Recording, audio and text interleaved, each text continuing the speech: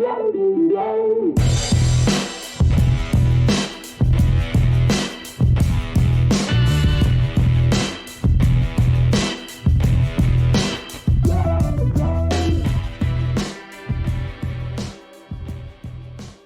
to Women Who Protect, a series within the ONTIC Protective Intelligence podcast.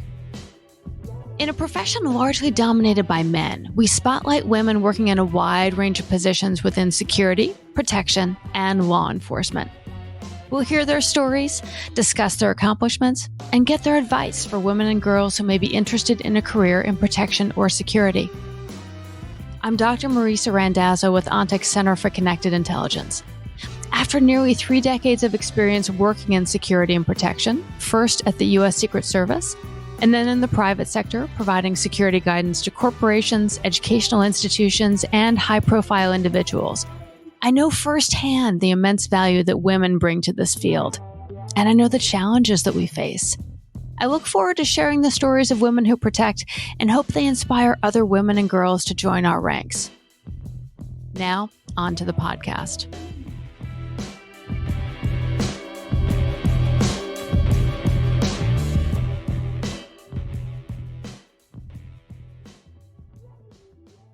Mary Eileen Paradis has over 30 years of experience in law enforcement, private sector retail security, higher education public safety, and emergency management.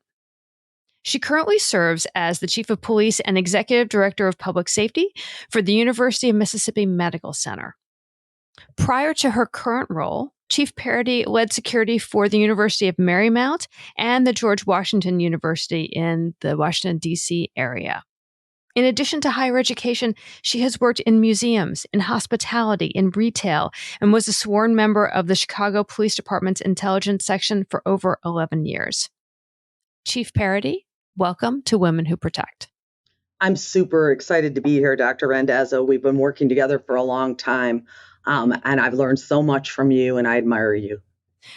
Right back at you. I mean, you and I go back years and years and years, and I'm so excited I get a chance to talk to you more formally in this format. I want to start out for our listeners. I'd love to hear how you got into law enforcement and security in the first place. Take us back. When did you first start? Well, I started my career in 1986 as a Chicago police officer.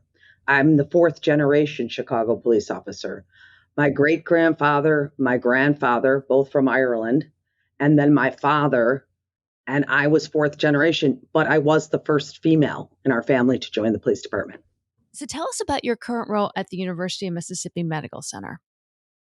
It's a unique role. I was recruited here in July 2 years ago to come down, and it's a combination of higher education and healthcare. And the healthcare part of it is really unique because we're the only Trauma 1 center in the state of Mississippi.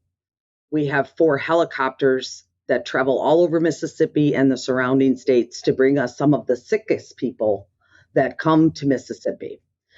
So that's unique in itself. And we have an adult ER and a children's ER, and we see hundreds of thousands of people in our emergency department. We also are the second largest employer in the state. The uniqueness is we have 7 medical schools on the campus, and we're right in the heart of Jackson, Mississippi. The higher ed part is majority of graduate students, medical students. Our only undergrad are our nursing students. And so it brings a uniqueness, but I'm familiar with higher education, Clery compliance, Title IX from other institutions I've served at. So the higher ed was easy. I had a little hiccup of the learning about the medical field, which has brought another uniqueness to my career. The workplace violence that we see in healthcare is extremely critical. So I've had to throughout my career, I've had opportunities to kind of change my methodology. And here in Jackson, Mississippi, I have customers that are coming that are patients, residents that are working with those patients that are also students. So it's a really, really unique situation, a challenging one, but a very rewarding situation. As you were ticking through all of these different aspects of your current position, it strikes me as this feels like the culmination of all the different experiences that you have had throughout your professional career. So you've got a workplace violence aspect, as you were talking about, being the among the largest employers. You've got healthcare safety, and we know, especially coming out of a couple of years of pandemic conditions, that the level of violence directed at healthcare professionals is higher than it's ever been. You've got a higher education, but higher education that's largely around graduate students and professional students, which for those of us who have worked in higher education, safety and security, is an additional layer of complexity compared to dealing with just undergrads. You've got a city environment with crime in the areas. You've got very, very ill patients. If this is the place where throughout the state that the sickest patients are often brought. I can't imagine what it's like for you on a day-to-day basis, but I would love to just hear just a snippet of what's a typical day like for you there. Interesting that you should ask. So we on a typical morning, I may enter into the campus, and I have 5 gunshot victims in the ER. Sometimes they come in at the same time because it's all related to one incident. A helicopter's landing on the roof for a neonatal child that needs to get rushed to the neonatal section. That's just like the healthcare side of it. But then we also have 10,000 employees coming and going right in the heart of Jackson, Mississippi, which the crime is very high in Jackson right now, as it is in most metropolitan cities. But I have great partnerships. I just recently signed a memorandum of understanding with the Capitol Police here in Jackson. So those investigations of gunshot victims or domestic violence, those patients come to my ER. That also brings the investigator portion of it that works with my team. So whether it be a human trafficking case, a domestic violence, a gunshot wound, all of those outliers that are outside of the city of Jackson come with different police investigators, and they work with my internal team to develop, to be able to interview a witness, to interview a victim. So we work with all of the jurisdictions around the state.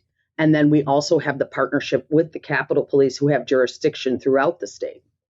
That it's amazing because you just added yet another level of complexity as you were describing the memorandum of understanding that you just entered into, so that not only are you looking at investigations internally or investigations that may be impacting your employees from a workplace violence standpoint, but you have patients there that the employees at the University of Mississippi Medical Center are treating, who they themselves may be part of an active investigation involving other law enforcement.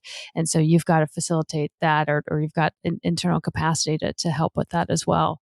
Well, and Dr. Randazzo, you know what's cool about it is I started as a big city police officer. So I understand what a metropolitan city has as relating to crime, community policing, and that aspect.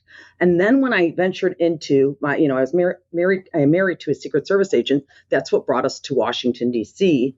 And I thought, wow, I have a lot of years experience. Do I want to start again on another police department? We thought we'd only be in D.C. for 4 years, and I'd go back to Chicago and finish out my career. Well, as luck would have it, I had the big city policing. Private sector was really interested in me. And so I was very marketable in the DC metro market for public safety. And I became a public safety director at one of the largest shopping centers in the United States. And we all know those to be soft targets. I employed the Fairfax County Police. I had a very large security team and a customer service team. So talk about a pivotal time in your career, going from being the police in a metropolitan city to a for-profit institution, and offering the highest level of customer service to our tenants and our customers was a big transition. That's not what I learned in the police academy, but Right. I'm telling you, but I believe it helped me in business as I went through my career. And not only was I working with the police, I also built a substation in the shopping center for the Fairfax County Police. So then I had to work with local government and get support of the owners of the shopping center and local government to bring the police and have them have a storefront in the shopping center. That in itself was a huge uplift. And we were very successful with it. I did it in Fairfax County and then up in Montgomery County in Maryland because I had done it in Fairfax County. So I was able to work in private sector, but with the police. And I would never have been able to accomplish what I did if I hadn't been the police first. It's really interesting to hear that foundational element, but also as you acknowledge it, what a different world it was having gone from urban city policing to private sector security with I mean really your constituents are very different. The skills may be applicable in different ways, but dealing with such a different constituency, I can imagine that might have been challenging as you made that transition. Well, you also brought capital with you. So when I was dealing with two very good police departments in Virginia and Maryland, Montgomery County Police and Fairfax County Police, having been a Chicago police officer and an intelligence investigator for many years, I walked into that arena with a lot of confidence. Yeah, and that I want to get back to that aspect of it in a little bit as we talk about advice for women and girls. But I feel like one of the things that I've just seen as an outside fan of yours for years, and then as a close colleague, is that you have an incredible gift for developing, cultivating, and maintaining great liaison relationships within your department across other agencies with entities with necessary community partners, as you were talking just in the beginning about the memorandum of understanding you just signed with Capitol Police within Jackson. It feels like that's another example of that. So I want to just throw a question out here of how do you see the value of relationships? Is this something that comes by naturally for you? Is it intentional as you do this in the course of your work? How important are relationships to you? I'm going to give you a two-part answer on that. One, in 1989, a really, really creative man on the police department who later became the chief of police in Washington, D.C., Charles Ramsey. He developed the Chicago's alternative policing strategy in the city of Chicago. It was called CAPS. It was one of the first community policing initiatives in the United States, and I was part of the pilot program there. Oh, wow. Now, my father was on the job at the same time, and he did not really, as I would say, drink the Kool-Aid right away, nor did his, officers of his generation. Well, I drank the whole glass, and I was like, this is going to work because we get to use other resources in our policing. Oftentimes, as a police officer, you're called to a situation that you really have no control over. It's not a law enforcement call, but they call the police because the police are there 24/7 and will come and work through a problem with them. And oftentimes we really needed the sewer department or streets and sanitation or one of the other departments in the city to solve that customer's problem. It wasn't really a police matter, yet we didn't have that in our Rolodex. We weren't able to talk to those agencies. So you were kind of there puzzled. You're trained in the police academy to handle crime and to stop the threat, but you're not really, you don't know where the sewers go or how do Right. you set up a curb or something. So I, as I said, drank the Kool-Aid, and I was really interested in how do you intertwine all of these different departments to get a successful result. So that's where I think my foundation came from. And then 9/11 happened. And if we learned anything from 9/11, it was we were all siloed and not talking to each other. And so if you ever have taken any of those strength finder tests, my number one strength is communication. Ah, And I think that is my drive to communicate and to share information with folks in my arena, in my neighborhood, in my community. And I believe that has led me to a successful career. that's so I love the strength finder test aspect, but I did not know that about you, that you had worked under Charles Ramsey. And I also did not know that his department or that pilot program was one of the first community policing efforts around the country, because community policing is now so well regarded. It's not funded nearly enough as it used to be and as it should be, in my personal editorial opinion. But it is such a great approach to policing that really draws from the strengths of a community and people from a community to then serve, as you were saying, not just in that enforcement role, but in that support role that law enforcement can do so well. So I've learned something new about you today, which I'm excited about. Dr. Randazzo, community policing it's kind of cyclical. It was really hip in the late 80s and 90s, and then it kind of went on the back burner, and it's come back and forth a few times. But I take it as a different perspective of, we just don't go out in the community. Nowadays, in modern days policing, or 21st century policing, we really have to be the community, be intertwined with the community, not be the police that just show up in the community. We have to be part of our communities. And I found that to be a really successful avenue that I've pursued here in my new position for the last 2 years in Jackson, Mississippi. My team is engaged with everything in the community. The community trusts us, and we're transparent with the community. Tell me more about that, because I want to hear an example of how is your team involved in the community? Well, we do a lot of volunteer programs. The university has the Jackson Free Clinic. So the Jackson Free Clinic is right in the heart of Jackson. It was started 20 years ago by medical students. So anybody can come to the Jackson Free Clinic and receive medical care, dental care, with no insurance. They pay nothing, and the students treat them. It is a phenomenal olive branch from the UMMC community. We are there every Saturday to provide the health care to the community members, and the police department partners with the folks that are coming there. We've set up car seat exchanges, teaching people how to put a car seat. A lot of times people don't have the means for healthcare. They don't own an automobile, but they have small children, and they have to take them in Ubers or Lyfts or other folks' cars. My concern, I always say, the hardest job in my entire life was putting the car seat in for my children. And I hated it, and I never wanted to move the car seat. I would just vacuum around it because it's the worst job in the whole world. And so as a parent, I said, why don't we see if we can get some car seats and teach folks how to move them from car to car? And so we do that on a Saturday or Sunday with the customers of the Jackson Free Clinic and teach them. So that's one of the ways that we give back to the community. The other things are, we had the Special Olympic Torch Run here yesterday in Mississippi before it goes over to Berlin. So we brought Special Olympians onto our campus, and my folks ran with them. One of the Special Olympians carried the torch. It was very cool. So constantly we're looking for outreach programs.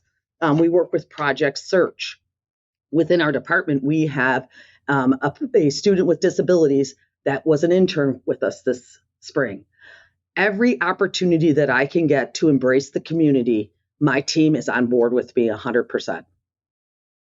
That is such a powerful illustration of community policing in its best definition of seeking out opportunities, going at you away from your desk, not only into the community you're serving directly, but out into that broader community with resources, and thinking about what else can we do to help the fellow members of our community. It is an amazing example. And I was going to save this till the end, but I will tell you right now, Chief, I hope you write a book someday, because you have such incredible stories and experience and passion for this work that I have seen you take into all the different aspects of the roles you've had across your career. So please, I'm signing up now to pre-order. So please.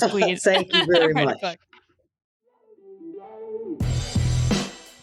We'll get back to the conversation in just a moment. But first, I want to tell you about ONTIC's Center for Connected Intelligence. In the world of safety, security, and protection, we know that sharing information is crucial. That's why we created the ONTIC Center for Connected Intelligence. The center is a hub for the ongoing exchange of security strategies and best practices, insights on current and past trends, and sharing valuable information through expert discussion and analysis. It's made up of subject matter experts with decades of experience across a wide range of disciplines. To find blogs, podcasts, webinars, white papers, and more, check out the center by visiting ontic.co/center. That's ontic.co/center. I first want to ask you about the biggest turning point in your career and then get to what's most rewarding. So thinking back, what was the biggest turning point for you in your career? Well, I kind of touched on it earlier. And the biggest turning point was learning, coming from being trained to be the police. And we were pretty much back in my time in Chicago, a zero tolerance police department. And so we were often telling people what to do. When I transitioned into private sector and then back into police work, in private sector, I had to ask, how can I serve you? How can I help you? How can I be there for you, but not overzealous as, we'll say, the police? And so that, if I hadn't had good mentors transitioning into private sector, I don't think I would have been as successful. I listened, I paid attention, I took a holistic approach to whether it be marketing, understanding the budget, understanding government, taxes, and all of those things that are really important in private sector that I paid no attention to as a city employee or as a law enforcement in the second largest police department in the US. So that was the turning point for me, like, whoa, there's this whole other side that I now need to pay attention to if I'm going to be a leader in this arena. And so it started with retail and mixed use. And then I moved into a corporate security position for a global company where we did work in Africa, several different countries in Africa, Canada. So I had to learn to be a risk manager globally in that role. Wow. I worked in hospitality. I get recruited to a lot of these roles because of my background. And when I worked in hospitality, you talk about how many beds you have. How do you bring the Ritz-Carlton brand to everything that you do? And I learned that from the hospitality industry. And all of that, many years of experience, policing, public sector, private sector, then moving into the higher education policing, I was able to use all those different things because a lot of times on a college campus, you have retail. You have retail and you have beds, housing. So all of those unique things throughout my career of managing those certain industries came to fruition when I returned to policing in higher education. It was like I could not have planned it better, Marisa. I could not have said, oh, I think I'll do a stint over here and a stint over here, Right. and I'll end up here. I believe that, that you have a path, and if you follow it, sometimes it takes you down another road, and oftentimes it was meant to be. Yeah. Well, I love that you have landed in just the place that you need to be, but could not have predicted the path that got you there in the first place and all the different Absolutely. experiences you collected along the way. And I'm going to put that in the book. Good. Fantastic. Let me ask you this. You mentioned just a moment ago about having mentors. Is this something that you do actively yourself? Do you look to mentor? Do you tell me about your approach to that? Well, I can tell you, I am a member of the National Association of Women Law Enforcement Leaders, NAWLE. I just attended the 27th annual conference, and NAWLE is all about mentoring. And I have been doing it throughout my career, but now I've kind of formalized it as a NAWLE member. And when I attended our annual conference last month, we talked a lot about mentoring. And I did it throughout my career, but I never really formalized it. And so I look back at young folks that became my team members who still keep in contact with me. I know how many children they have. Because I worked in Chicago, Washington, Virginia, Maryland, and now Mississippi, I've had a really cool opportunity to mentor folks in all of these different areas of the United States. And then not only mentor them and kind of develop their career path, but then remain friends with them as a mentor throughout their life, even for their personal affairs. So that has been a really rewarding part of my career. I say to young girls on campus when I'm walking around and they say, "Oh, are you a police officer?" I said, "Actually, I'm the boss. I'm a chief." And Yes. they say, "I want to be a chief too." I say to them, "You see me, you can be me." Oh, And then they're great like, phrase. they say, "Can I take your picture?" Of course you can. So that's the kind of cool thing that I know they can be me. I know that they can do it. And if they just get with mentors like I had, and now that I mentor, they can do it. I love that phrase, "You see me, you can be me." That is fantastic. I want to touch on quickly, just a little bit about we talked about kind of a day in the life for you, and all the different aspects of security that you provide right now in your current position and how it's drawn on your experience. From your vantage point as chief and also as executive director of public safety, what are you seeing in terms of the threat landscape right now and compared to other times in your career? To be perfectly honest, it's frightening. These mass shootings that are happening across the states daily, it's frightening. And you know more than anyone, managing threats is extremely important to me. Using technology to manage threats, to get ahead of the threat.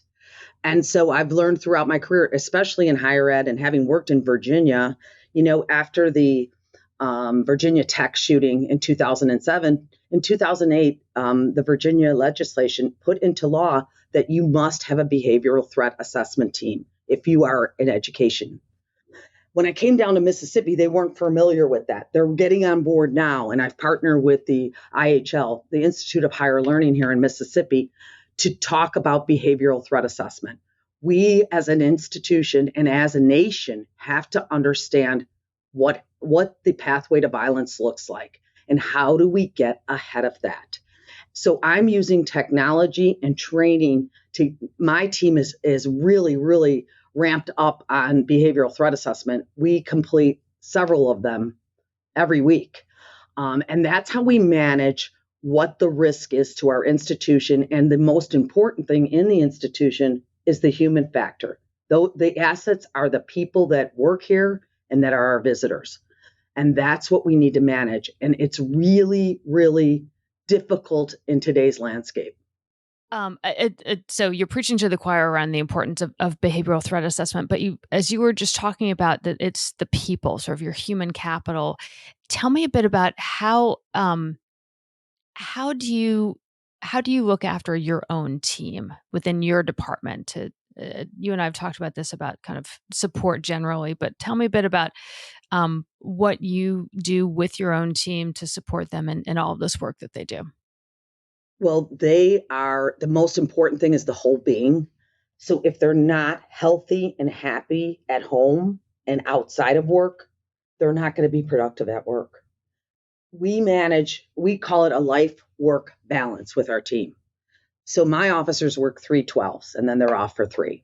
They Oh, love it. They never want to nice. change from that. So Nice. they get that rest.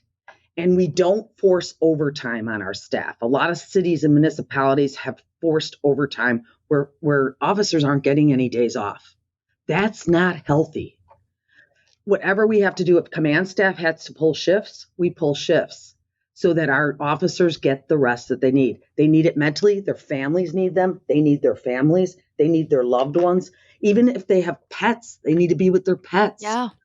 So we are cognizant of it. We also talk about it. We ask them, how are you doing? What's going on? Open door policy. The other thing is we talk about their mental health, their well-being. We have all really cool programs that we participate in with weightlifting, on the job exercising. We do all kinds of great things right here on our campus. And we talk about it as a team and what's healthy and what are we doing. And then we have a bike unit. We have opportunities. I call it exercise when you're at work. Yeah. You can do a walking post, things that you get out. And the community loves that. The students love to see the officers and talk with them. And so we manage that. But we also do mental health managing and career development from the top down. Recently, when I went to the NAWLI conference, we offered an opportunity to our employees to all write an essay if they wanted to go to the NAWLI conference with the chief for 4 days in Houston. Oh, neat. So our whole team could write an essay, and several of them did. So, not to be biased, we transferred all the essays over to the Office of Wellbeing, which is an office here at UMMC. We asked them to read and choose the best essay for who should attend the conference with the chief of police. Well, it ended up Cassandra Porter, who's one of my dispatchers.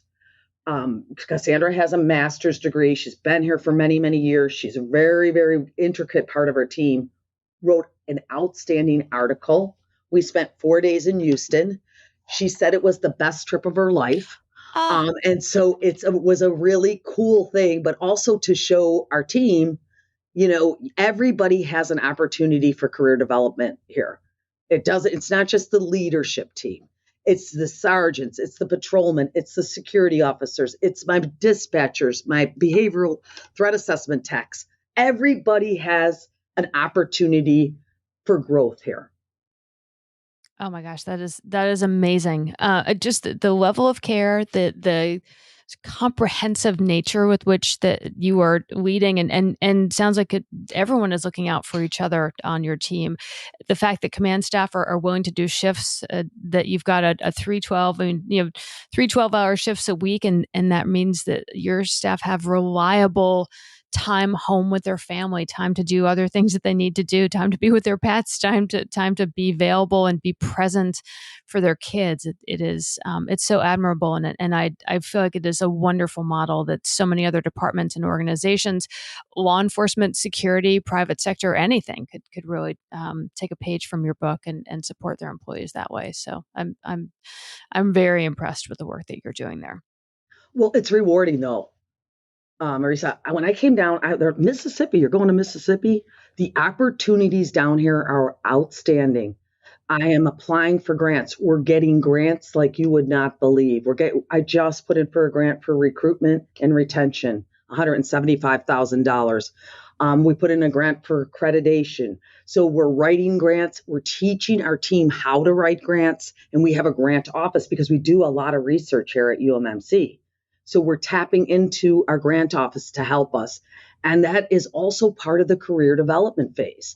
So we're reaching out for not only funds from the state, but these grants that are available to police departments, and just putting the effort towards it, and also learning as a team on how to get the grants and how to manage the grants. So every day I come to work the happiest of my entire career. Coming in and knowing that I have this hungry team to continue to learn. Oh my gosh, that's so inspiring. I love that. I want to ask you as we wrap up here, our focus for this podcast has been really to showcase the wide range of jobs within law enforcement and security and protection that women have undertaken, and to also seek advice from all of our guests for women and girls who may be considering careers or haven't even given consideration to careers within law enforcement, security, and protection. I would love to hear your thoughts and your guidance for women and girls out there about coming into our field. Well, I'm not looking just for, as I call them, CJs, criminal justice majors, or people that want to be criminal justice majors. I'm looking at a more holistic department, a department with diversity, but also unique backgrounds. When I look at, and females ask me, what do you think about it? I said, when I go to work, every day is different. I like that excitement. I like that catching the pulse. And folks will say to me, oh, so did you go because you wanted to help people? I don't want to say that was why I wanted to go into law enforcement. I thought it was pretty cool, and being the fourth generation. But nowadays, as a leader in law enforcement, I like uniqueness, different backgrounds. I have one of my captains is at the post-naval grad, a female captain that works for me. She's at the post-naval grad academy out in California. So I see it as an opportunity to maybe not be a criminal justice major. Maybe you're a marketing major, or you're going to help me with our social media, getting our brand out to folks. But you want to be a police officer too. So when I talk to people, you don't have to be a criminal justice major. I'm interested in all different backgrounds that make my team unique. So I'm honest when I talk to people where they say, Chief, will you mentor me? I will mentor you. And it's okay if you don't become a police officer. If I just mentor you and we become friends, that's a win. So when I look at how do I get people to come into law enforcement, I tell the truth. I tell the real story. This was my career, whether it be, walking the beat in Chicago, whether it be the public safety director at Tyson's Corner Center in, McLean, Virginia. Talk about having retail surrounding you, every store you could ever want, 350 of them. And so whether it be at the Willard Intercontinental in Washington, D.C., I had all these different opportunities, and it doesn't have to be with just one department. You can spread your wings across America and work in all these different fields that are kind of around safety and security. So if anyone looks at me, they can't say, well, I initially thought I'd do my 30 years in Chicago and retire. And the world gave me lemons, and I cannot stop making lemonade. Nor should you stop, Mike. You've really taken all these opportunities and life changes. A move to DC with your husband and expecting to only be there for a short period of time, and then really creating phenomenal opportunity after opportunity for yourself when you were there longer than expected. To now that you're really seizing this incredible opportunity in Mississippi and all the stops in between. It is an incredible and very impressive career to hear about. And I love that you didn't know where you'd end up when you started. And this was not the fulfillment of your lifelong plan. But I mean, my gosh, what a remarkable and impressive career so far. And I can't wait to see what you continue to do. Let me just ask one more question. Any particular resources that you would direct women or girls to from a mentoring standpoint for law enforcement, associations, anything like that they should look into? Well, I'm a big fan of NALI, the National Association of Women and Law Enforcement Executives. That's a great program. They offer scholarships. So if someone's interested in that. I'm also a member of the 30 by 30 initiative. So I made a pledge a year ago to ensure that 30% of my police department will be women by the year 2030. And I am proud to announce I'm at 37% of sworn law enforcement being females. The national average is 12%. So we are kicking it down here in the SIP.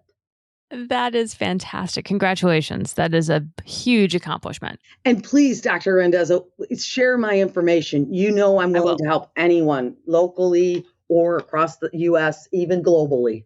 Right. And you're on LinkedIn? Yes, ma'am. Fantastic. All right. So I want to encourage those of you listening, if you want to reach out to Chief Paradis at all, I can tell you from personal experience, she is incredibly open to outreach and questions and helping connect you with the right resources and mentorship opportunities, et cetera. So, Chief, I can't thank you enough for joining me on Women Who Protect. And just as I said at the top of our time together, it was such a personal pleasure for me to have a chance to talk with you in this format and to learn so much about you that I didn't know until today. So thank you so much for joining me. Please don't hesitate to look me up on LinkedIn.